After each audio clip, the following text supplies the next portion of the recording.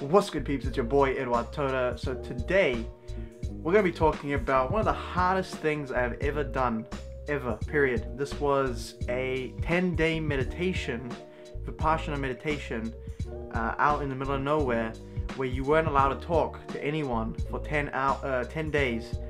You weren't allowed to write anything. You weren't allowed to have any entertainment. Like, you couldn't read books.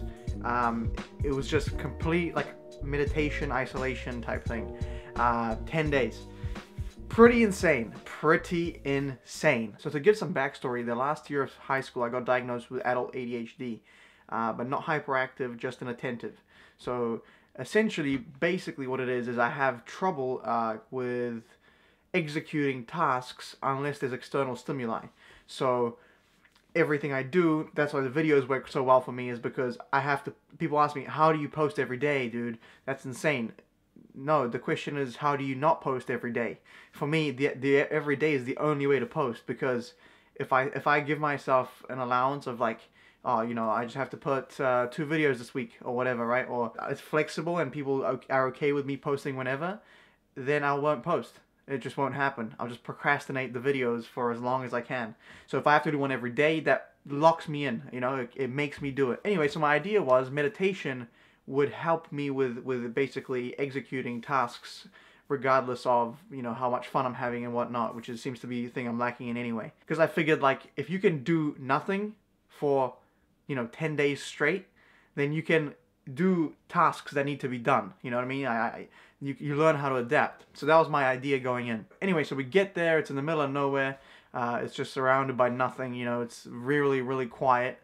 It's like a Buddhist, old school Indian Buddhist monastery thing that in New Zealand it just looks like a house.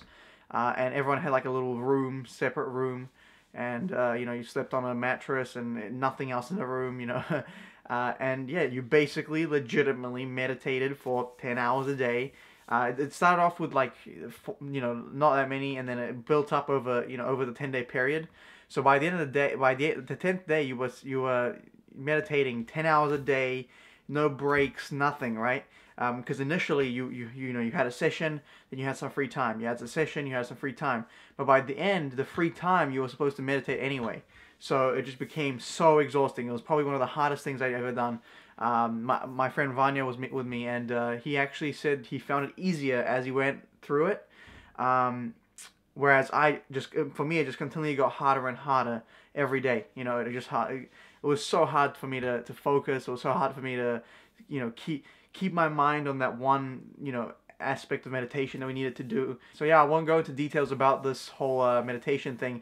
If you guys want to know more, I might do another video on it later. But some funny stories, man. There was this huge caterpillar-looking centipede monster from the future looking ass, like literally like this big, and it was crawling around with like 50 legs, right? It was massive. It was just crawling around on the floor. And all of us, like, at a thing, we just gathered around it, but no one could say anything, right? Because we weren't allowed to communicate in any way. So we were just all staring at this massive-ass, like, centipede-looking alien thing, and we were just like, what the hell is that, right? But no one was saying anything, so it was just complete silence, like 15 people staring at a centipede. It was the weirdest situation I've ever been in, you know what I mean?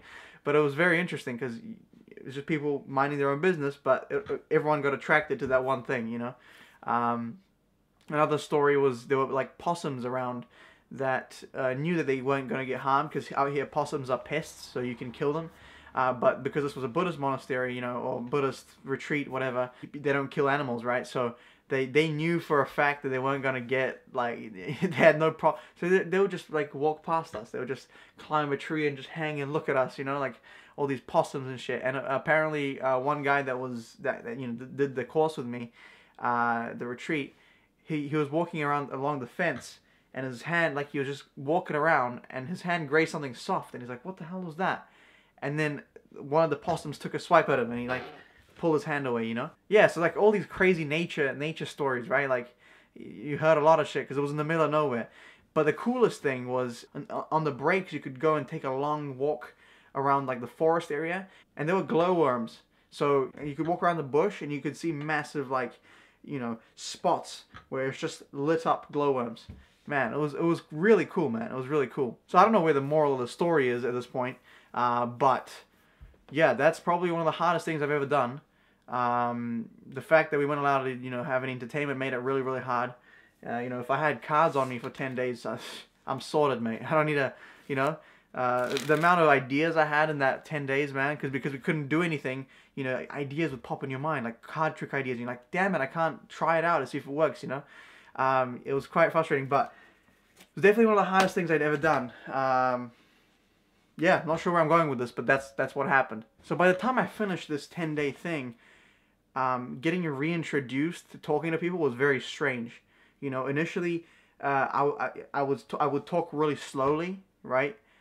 Because it felt like I didn't need a hurry at all. And, you know, I also felt like everything was a bit too loud and too much happening at once. It was quite crazy, actually, yeah. And then coming back into the city was a huge thing because, like, there were cars everywhere beeping, you know, all this crazy shit. And I was like, man, I haven't even talked to anyone for 10 days, you know. I mean, we all talked, you know, to each other at the end of the 10 days.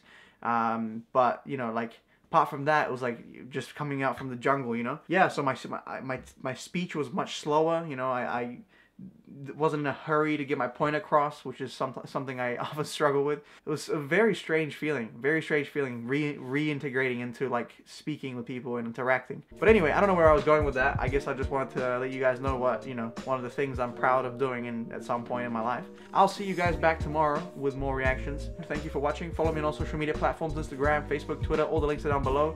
If you want to support me on Patreon, the link is also down below.